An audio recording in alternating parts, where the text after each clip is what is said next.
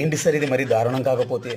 ఎన్నికల్లో మీరే చెప్పారు కదా సార్, దాదాపు ఒక 200 సార్లు చెప్పింటారు సార్ 26 జిల్లాల్లో మీరు తిరుగుతూ ఎలక్షన్ ప్రచారంలో భాగంగా.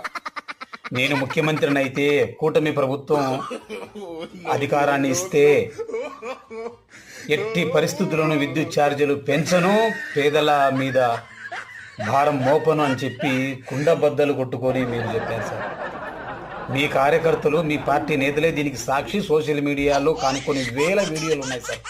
మరి ఇప్పుడు గత 2 వారాలుగా జగన్మోహన్ రెడ్డి గారి మీద లంచాల మీద, అమెరికా మీద, కేసుల మీద, అదాని మీద, 1700 కోట్ల మీద మీ పత్రికలతో, మీ మీడియాలతో రాయించి జనాలను నమ్మించాలని ప్రయత్నం చేస్తూ లాస్ట్కు మాటకు 9412 కోట్లు గుదిబండ, ఒక 1500 కోట్లు విద్యుత్ ఛార్జీలు రైతులకు పోతే 7912 కోట్లు పైన విద్యుత్ ఛార్జీలు పెంచుతూ జనాల మీద భారం